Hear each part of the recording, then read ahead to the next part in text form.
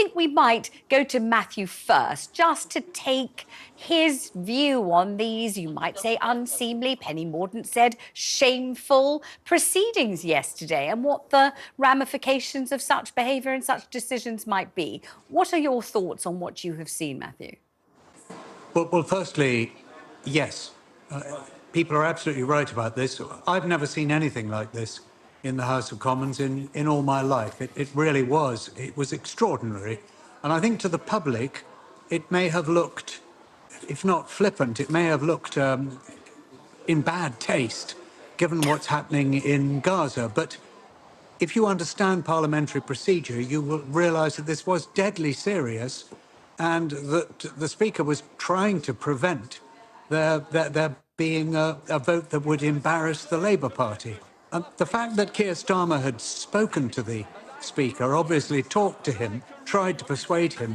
Whether Keir Starmer says he exerted undue pressure or not, I don't know. But Keir Starmer was asking the Speaker to do something that he shouldn't have done, and that is probably going to result in the Speaker being ejected as Speaker. So I don't think Keir Starmer himself can escape some criticism on this. And when you say that Sir Lindsay Hoyle will probably be ousted as Speaker, he won't be able to carry on in post, what will be the real reason for that? An error of judgment, that he was seen to show bias to the party which, after all, he represented as a Member of Parliament for years? Is that what he did that was wrong? Well, it was certainly an error of judgment, and I think he admits himself he's apologised for what he did. I'm sure he did it in good faith. He's a good man, Lindsay Hoyle, and he will have meant for the best. But he was persuaded by the leader of the party that, well, he's not a Labour MP now because he's Speaker, but that's where he comes from. He was persuaded to do something that broke with precedent in the House of Commons, with the unspoken rules, and which quite blatantly favoured the Labour Party and got the Labour Party off the hook of a vote that they didn't want to do. It's going to be very difficult, I think, for him to carry on now, because if he does carry on, it will be as a creature of the Labour Party, because none of the Labour MPs have suggested that he should resign. It's only opposition MPs who've signed the early day motion. So if Labour, so to speak, rescue him, and they can rescue him, he will from now on be a Speaker rescued by the governing party, and that's not a good look.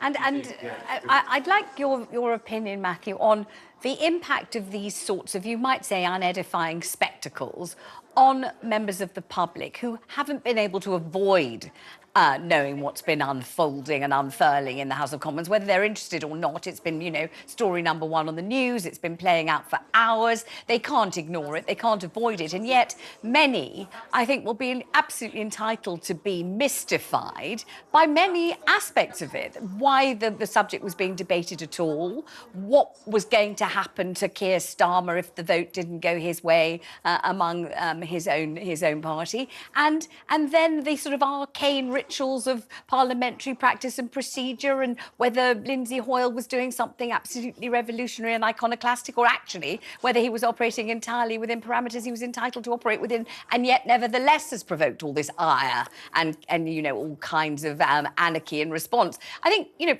how do you think this plays out to the potential voters who are going to have to get involved?